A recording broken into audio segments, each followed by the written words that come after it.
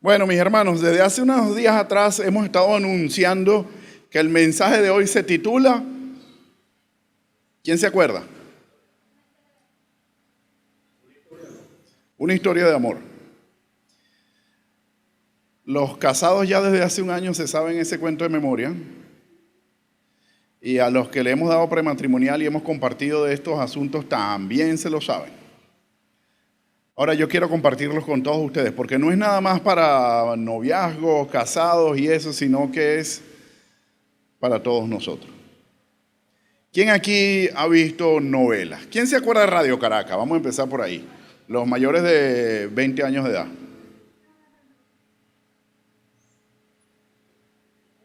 Algunos todavía como que, ¿qué es eso de Radio Caracas? Eso es un canal de radio. No, es Radio Caracas Televisión. Y radio, televisión, eso no pega. Yo siempre decía lo mismo, como que eso no me pega, pero es radio, televisión y me pareció bien extraño. Ok, resulta que Venezuela era famoso por las novelas. Porque no son nada más noveleras nuestras mujeres venezolanas, sino que las novelas venezolanas eran las buenas. ¿Y cómo eran todas las novelas? Hay algo común. Cambian los protagonistas, los personajes, un poquitico el relato de la historia, pero hay un fondo común. El protagonista y la protagonista se conocen el primer día. Y bueno, amor a primera vista, así como cuando Joana me vio a mí. Enamorada así de primera vista. Y no lo digo jugando, en serio. Yo no me creía ese cuento, pero ella me dijo, fue así, en serio, sí. Bueno, si tú lo dices.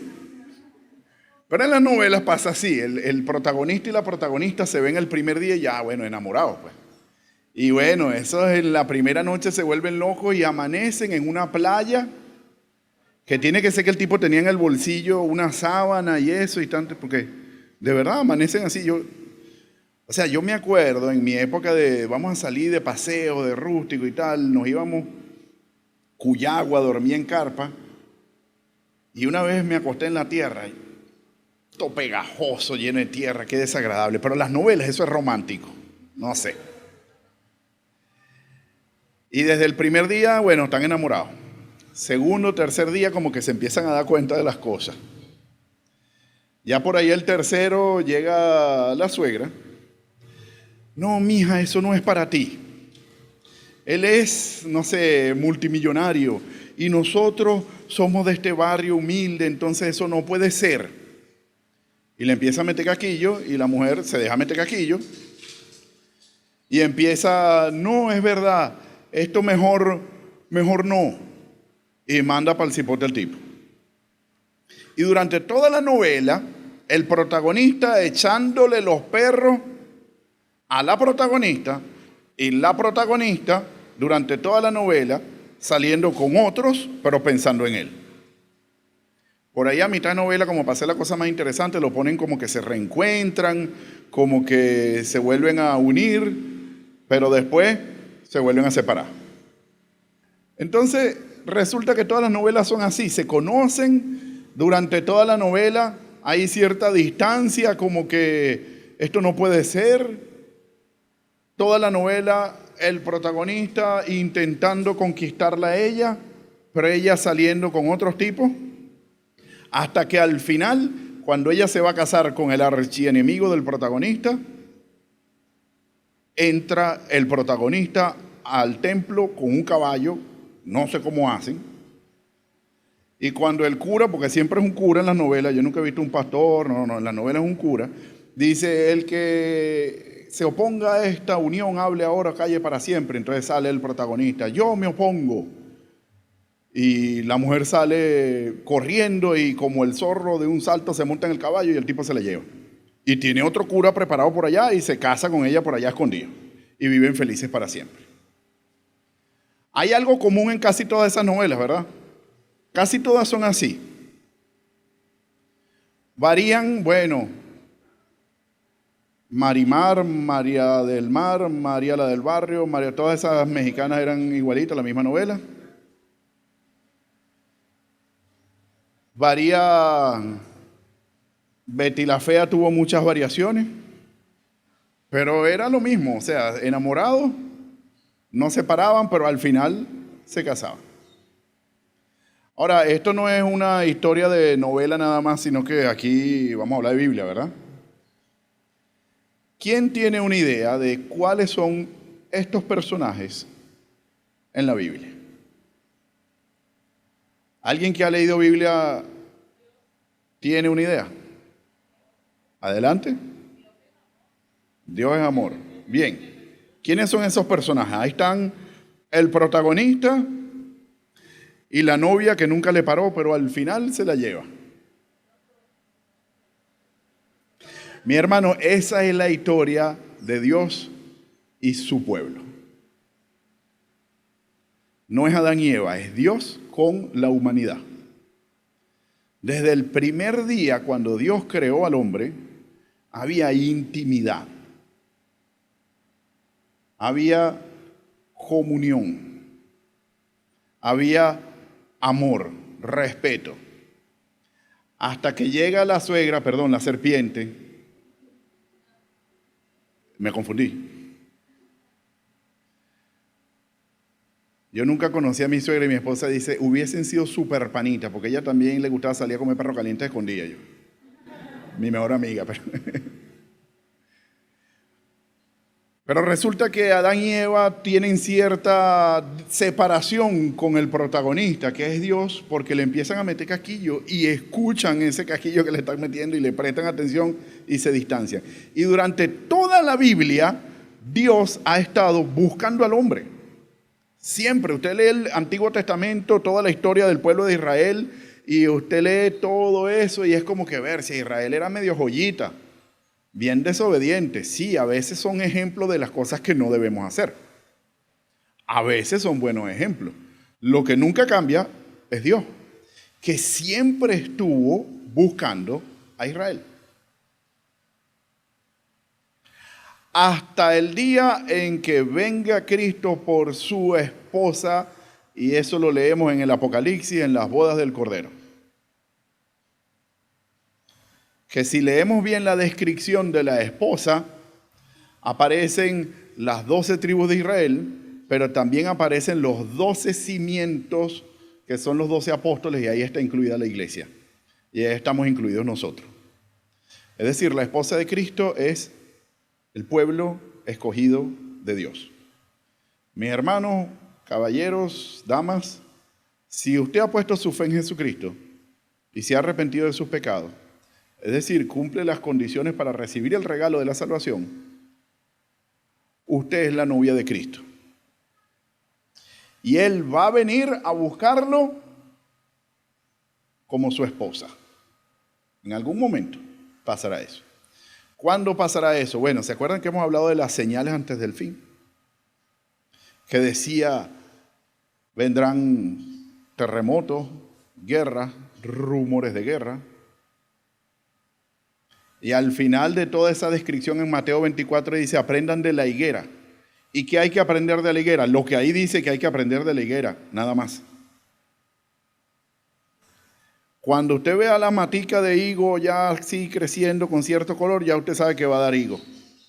¿Listo? Es decir, cuando usted vea que las señales se están cumpliendo es porque va a venir el fin.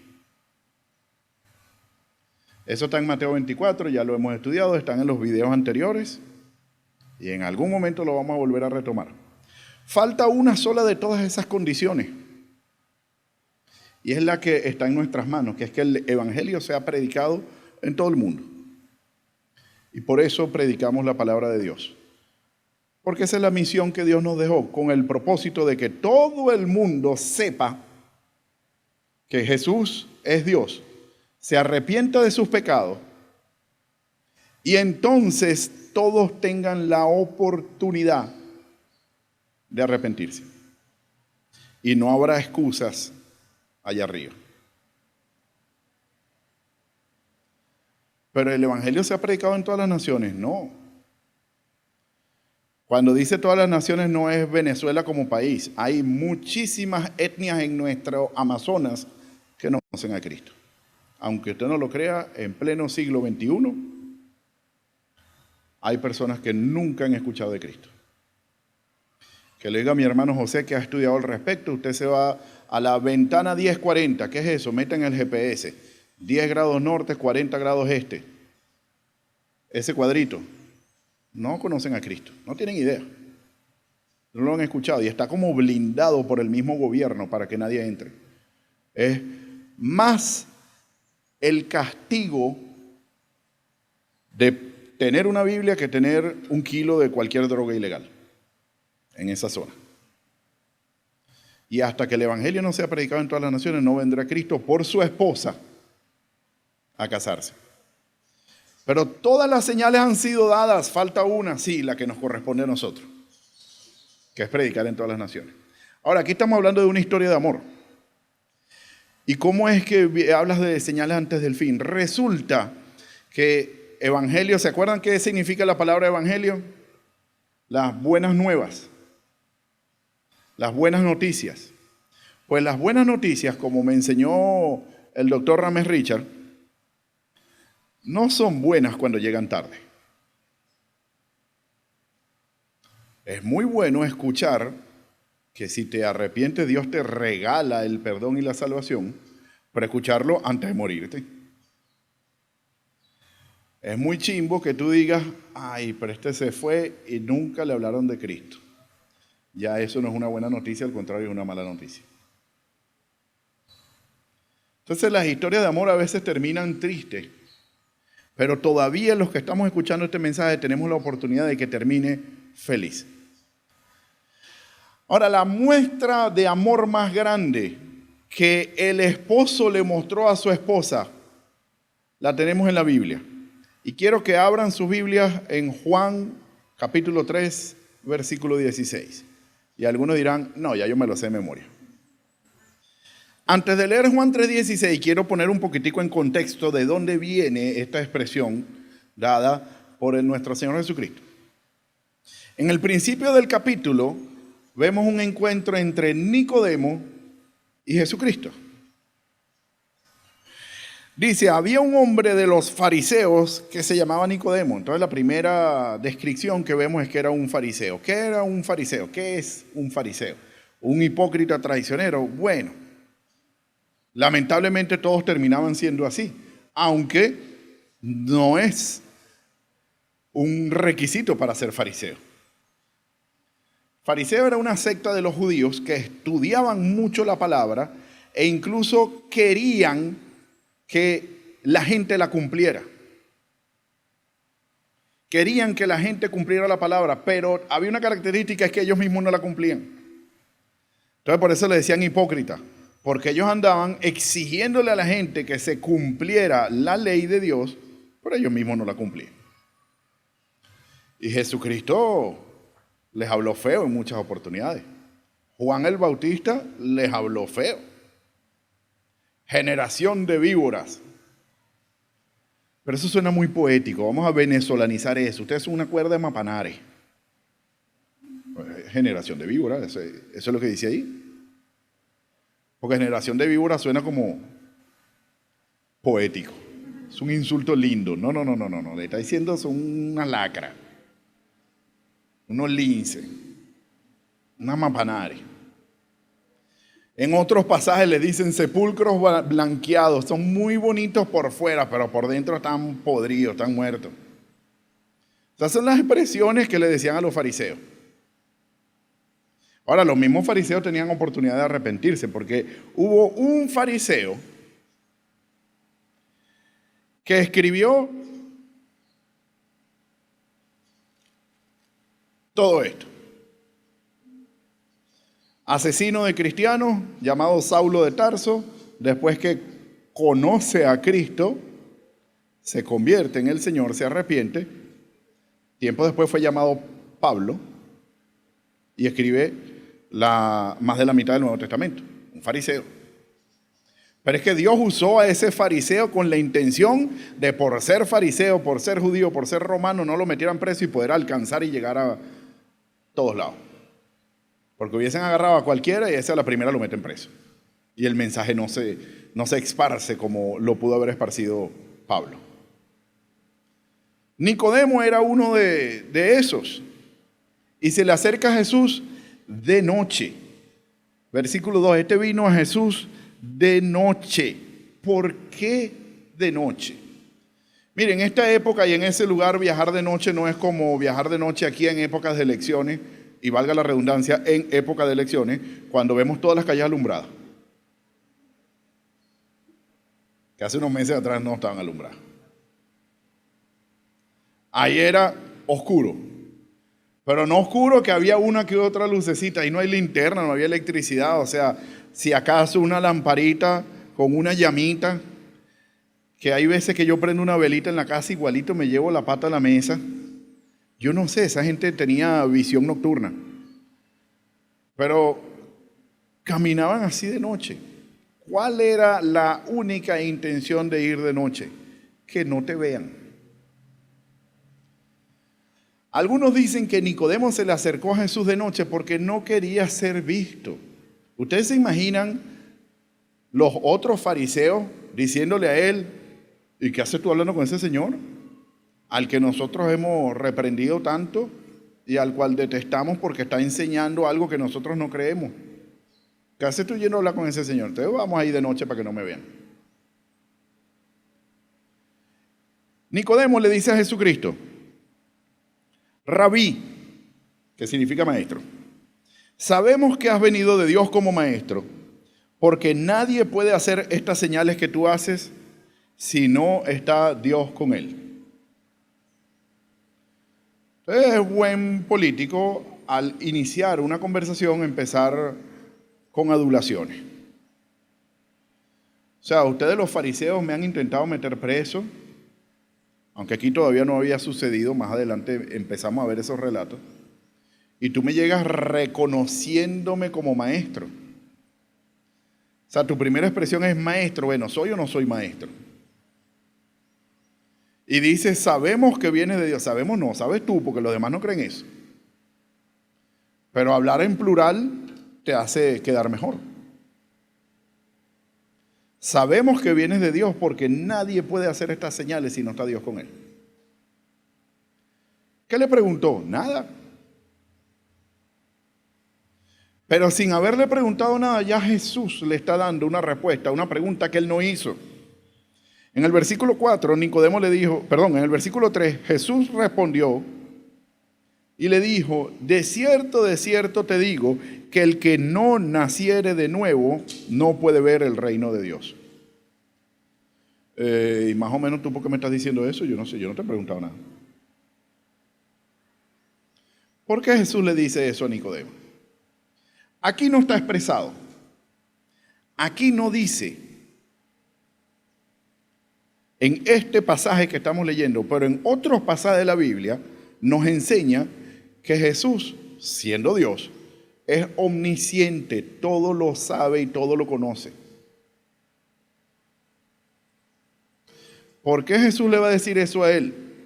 Única y exclusivamente porque era necesario que él lo escuchara. Y ahí es cuando sale por primera vez en la Biblia la expresión de nacer de nuevo. Nicodemo se lo toma muy literal. ¿Cómo puede un hombre nacer siendo viejo? ¿Acaso puede entrar por segunda vez en el vientre de su madre y volver a nacer? Jesús en su extrema sabiduría no le dijo lo que yo en mi humanidad le hubiese dicho: mío, tú sí eres bruto, eso no es lo que estamos hablando nosotros, o sea, úsala. Te estoy haciendo un ejemplo. Mano, ¿cómo se te ocurre pensar eso? Jesús es más bonito que yo. Y le dice: de cierto te digo que el que no naciere de agua y del Espíritu no puede entrar en el reino de Dios. En muchas ocasiones en la Biblia, el agua se refiere a la palabra de Dios. Y aquí está haciendo una referencia no al bautismo, como es lo primero que se nos viene a la mente cuando escuchamos esto, sino al conocimiento de la palabra de Dios. ¿Ok? Es necesario conocer la palabra de Dios y nacer en espíritu. No es físico, no te lo tomes literal. Estoy hablando de cosas espirituales. 6. Lo nacido de la carne, carne es, y lo nacido del espíritu, espíritu es. No te maravilles que te dije que es necesario nacer de nuevo. El viento sopla donde quiere y oye su sonido y ni sabes de dónde viene ni a dónde va. Así es todo aquel que nace del espíritu, que es guiado por Dios. A eso se refiere la expresión, es guiado por Dios. Respondió Nicodemo, ¿cómo puede hacerse eso? Y Jesús, que en este punto pudo haber respondido tan odioso como yo pude haber respondido. Eres tu maestro de Israel y no sabes estas cosas. O sea, tú no hay que sabes. Ahora, la intención de Jesús nunca es insultar y ofender a alguien, sino que se dé cuenta dónde está parado. Que por mucho que tú creas saber las cosas, hay cosas que no sabes. Después le dice, de cierto te digo que lo que sabemos hablamos y lo que hemos visto testificamos y no reciben mi testimonio. O sea, por mucho que yo te cuente las cosas, tú no me estás creyendo. Si les he dicho cosas terrenales y no creen, ¿cómo vas a creer de las cosas celestiales? Nadie subió al cielo sino el que está bajando del cielo. El Hijo del Hombre que está en el cielo. Y cuando dice el Hijo del Hombre se refiere a él mismo. Luego le da una expresión diciendo, como Moisés levantó la serpiente en el desierto, es necesario que el Hijo del Hombre sea levantado. Ahora, a eso hay que hacer una referencia. ¿Qué es esa serpiente en el desierto? Bueno, ahí es donde decimos, la Biblia se explica en sí misma. Tenemos que irnos a Números. ¿Qué número qué? Hay un libro que se llama Números. Ahí está Moisés, donde había una especie de enfermedad. Y tomó una serpiente y la expuso para que todo el que la viera sea sanado. Así le había ordenado Dios. Es necesario leer ese pasaje completo para entender de qué se está hablando. Es necesario que el Hijo del Hombre sea levantado también como la serpiente en el desierto para que la gente crea. Nicodemo no tendría idea de lo que está hablando porque eso no había sucedido todavía. Nosotros ya sabemos porque conocemos la historia de la crucifixión de Jesucristo. Jesús le está hablando de las cosas que van a suceder un tiempo más adelante. Es necesario que todo el mundo vea a Cristo muerto en una cruz para que después, cuando vean esa cruz vacía y la tumba vacía, crean. Pudo haber sido una muerte más drástica, pero menos visible. Le pudieron haber cortado la cabeza. Pero lo llevaron fue a una cruz para que sea levantado como Moisés levantó la serpiente en el desierto. Y luego dice en el versículo 15, para que todo aquel que en él cree no se pierda, mas tenga vida eterna. Para eso es necesario esa exposición del Hijo de Dios. Ahora viene el versículo 16. Porque de tal manera amó Dios al mundo, que ha dado a su Hijo unigénito para que todo aquel que en él cree no se pierda, mas tenga vida eterna.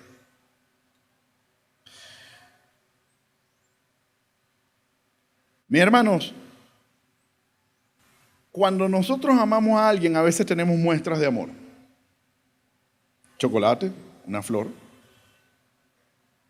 una invitación a comer. A veces medimos la cantidad de amor con el lugar a donde me invitan a comer.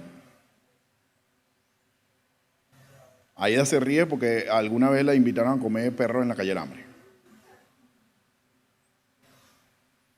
Yo invité a Joana a comer perro en la calle del Hambre. Bastante. Una amiga de nosotros nos decía, no, a mí de sushi para arriba.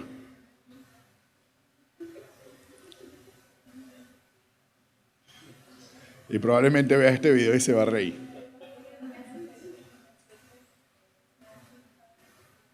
Lamentablemente Humberto dijo, no, para allá no llega mi amor.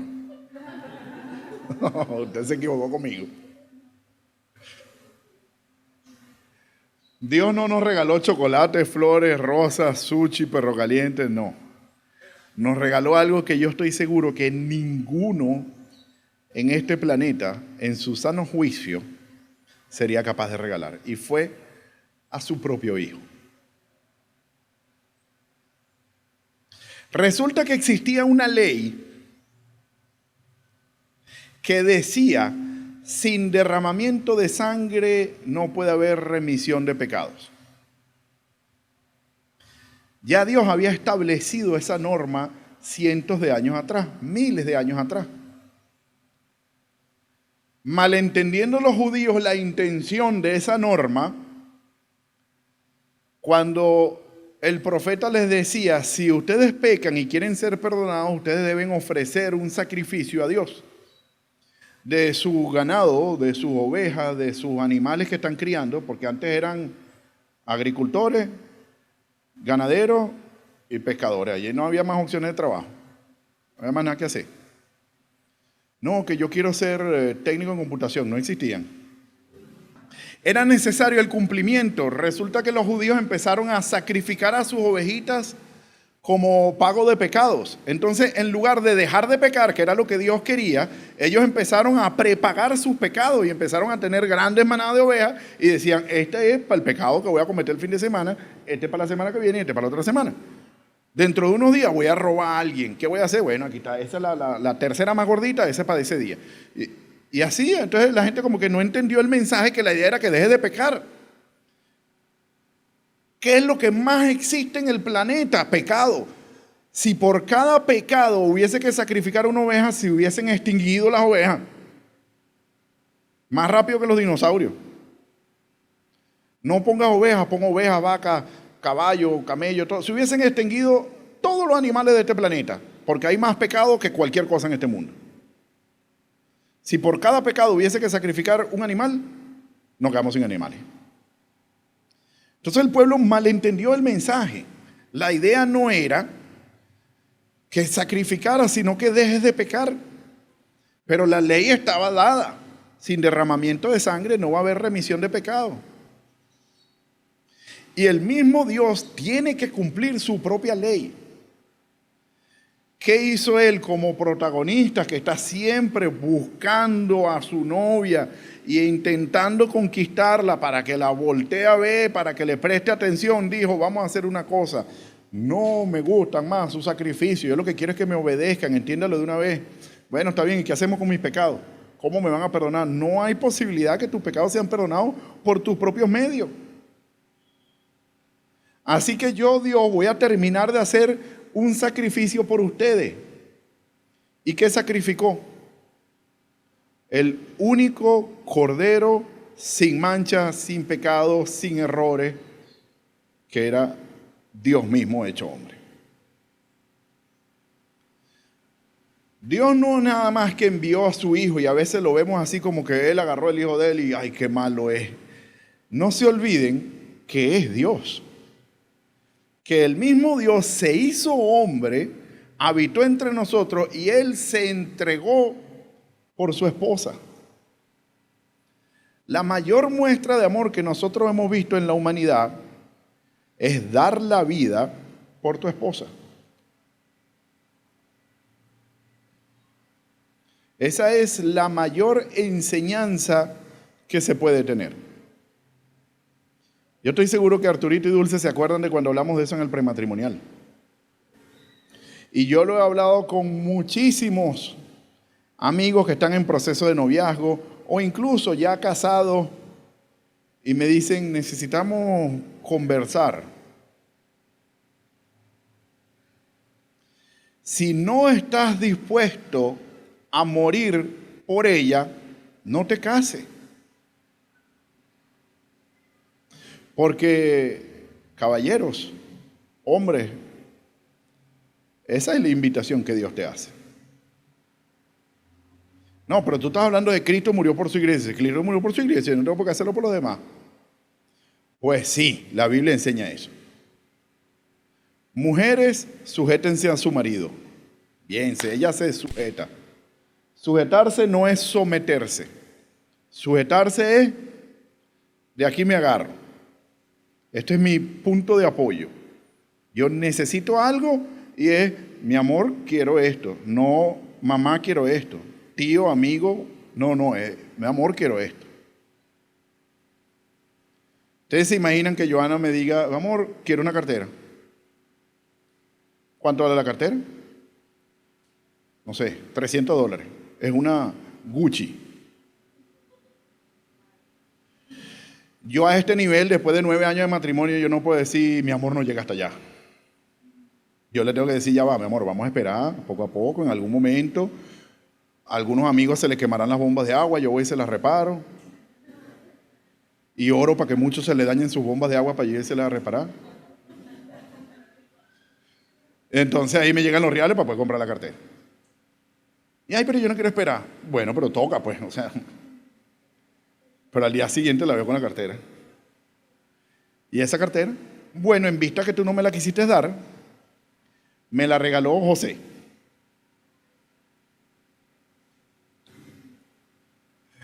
Algo va a pasar ahí, ya va, un momentico. ¿Cómo es este negocio? Chamo, José, ¿tú le regalaste esa cartera a mi esposa? Sí, vale, pero eso para mí no es nada, tú sabes, trajan PDVSA. Entonces, con ese sueldazo que yo me gasto, no tengo ningún problema en regalar la cartera. Recíbelo como un regalo para ti también y tal, que no sé qué. Entonces yo a él no le puedo regalar, no le puedo regañar ni decirle nada, sino que ella recibió el regalo. Pero en algún momento yo le voy a decir como que, aquí está tu marido, tú no tienes que coger para otro lado. Ese es el principio de sujeción. Ahora, a los hombres, Dios les dice, maridos, amad a sus mujeres como Cristo amó a la iglesia y dio la vida por ella. O sea, las mujeres lo único que le dicen es, usted se va a quitar de ahí. Pero a los hombres, tú tienes que estar dispuesto a dar la vida por ella. O sea, quiero una cartera. Y yo tengo que ver cómo hacer para resolver. Y ya va, está también entre la norma que una de las cosas que puedes hacer es convencerla a no usar la cartera.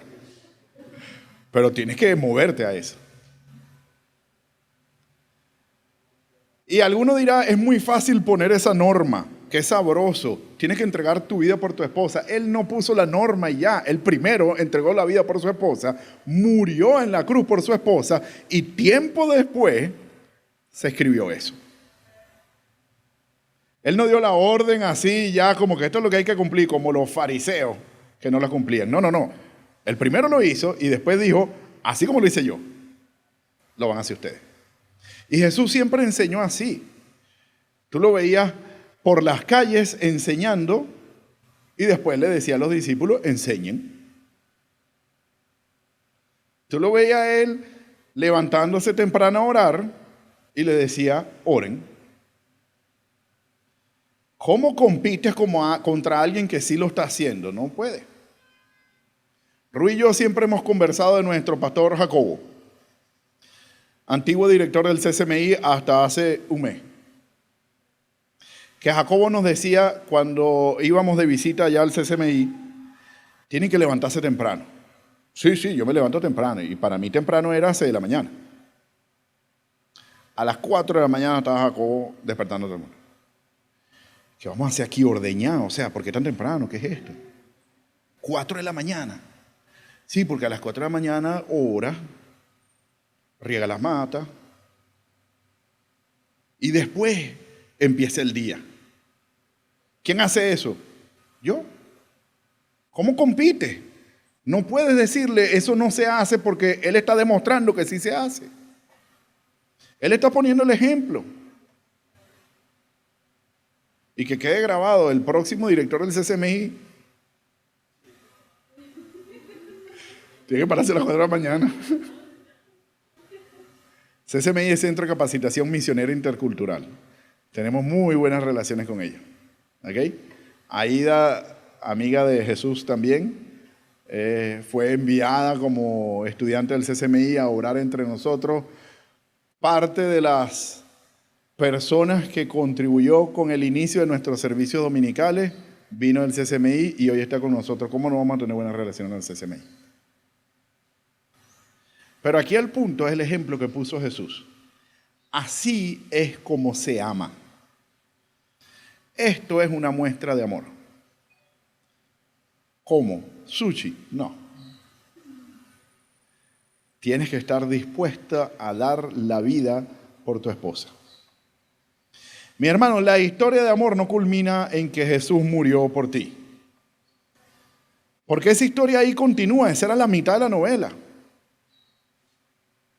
Jesús muere por ti, pero después resucita. No se queda como Romeo y Julieta, que este creyó que ella se suicidó y se suicidó también, y la otra se despertó. ¿Qué hiciste, gafo? Yo no me había muerto. No, no queda ahí.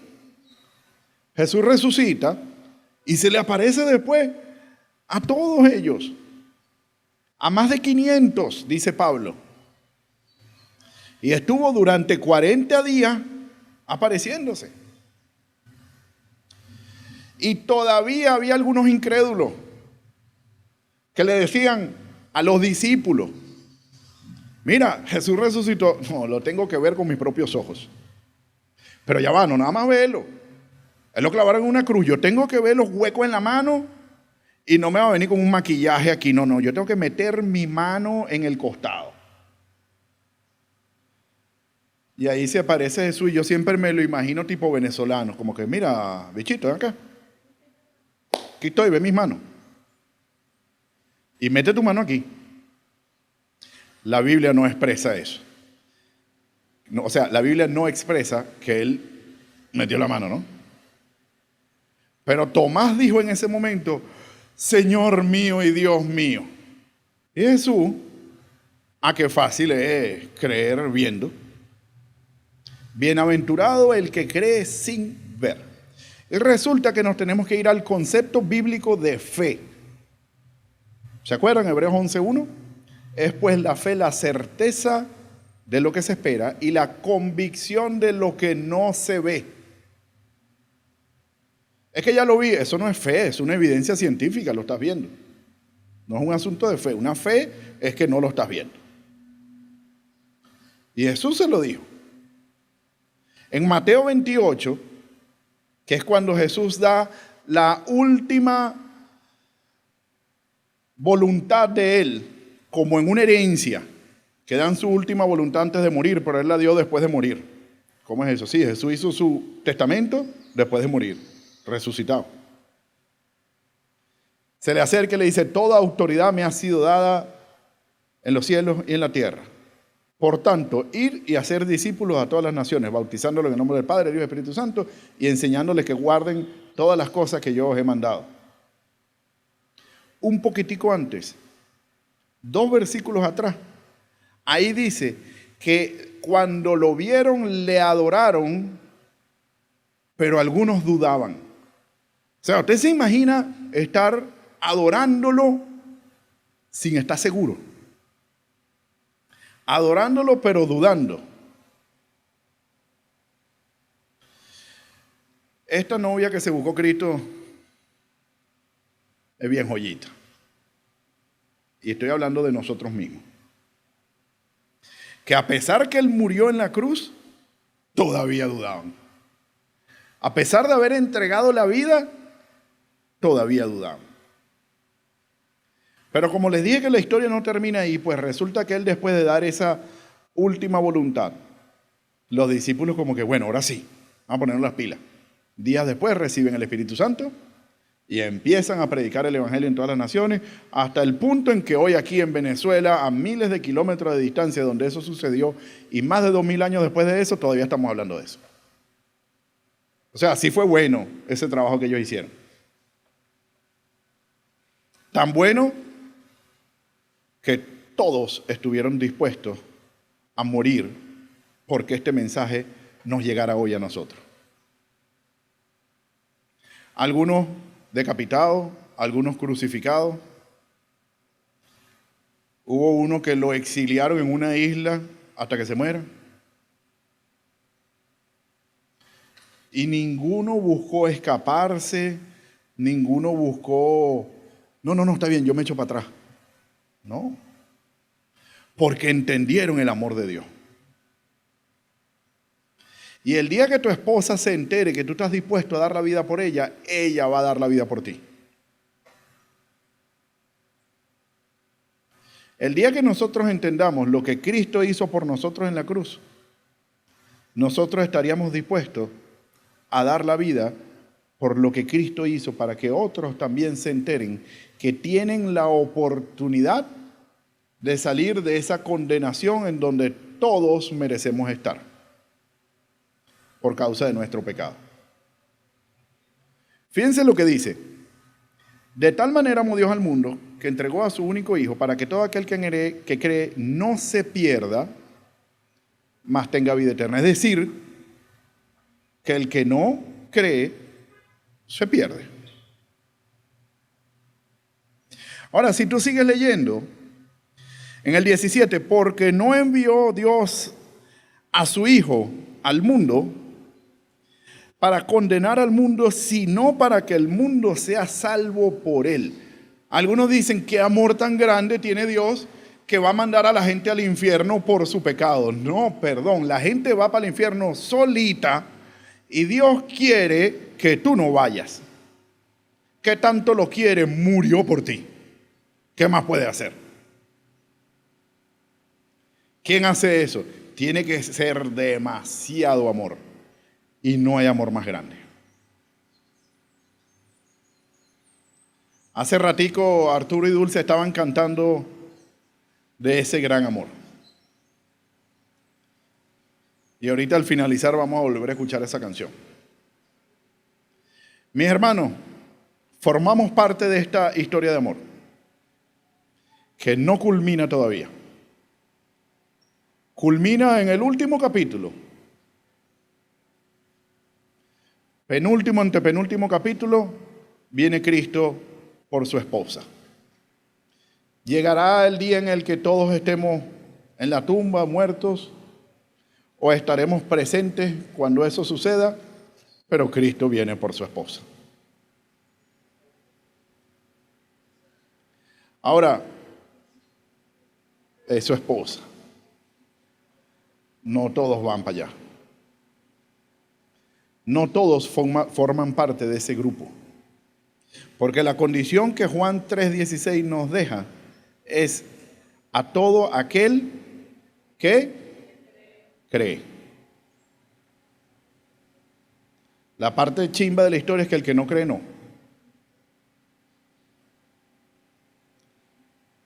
Pero el que sí cree sí. Creer es fácil.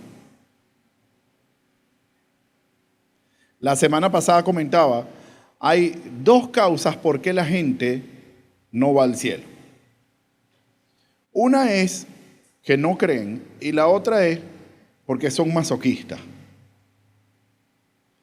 Pero las estadísticas hablan que menos del 1% de la población mundial es masoquista. Entonces, ¿cómo es eso que son masoquistas? Sí, el asunto es que la gente no cree. No, yo creo en Jesucristo. Si tú crees en Jesucristo, ¿por qué sigues viviendo de esa manera? ¿Qué tiene que ver? Jesús dice que si vives de esa manera vas para el infierno. Entonces, o no crees eso, o te quieres ir para el infierno.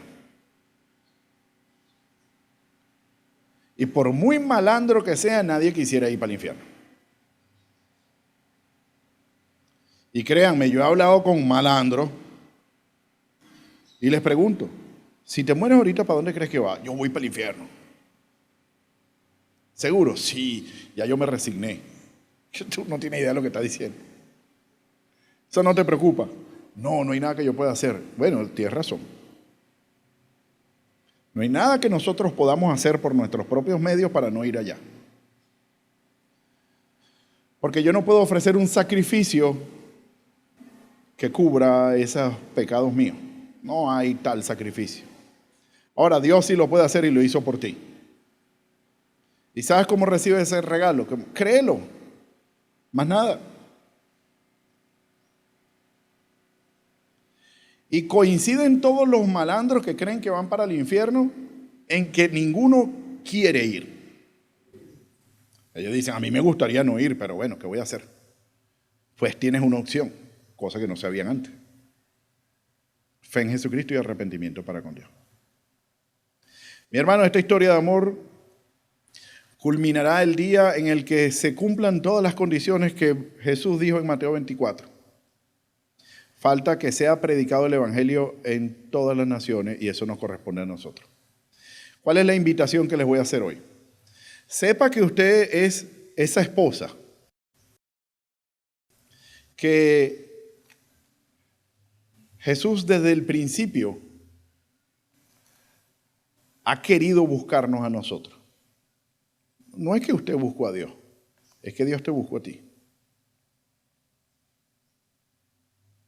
No, yo decidí venir.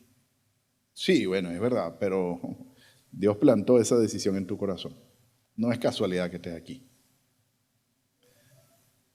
¿Cuál es la invitación? Crea ese mensaje. Crea en ese mensaje. Crea usted que por su fe en Jesucristo, usted va a llegar a las bodas.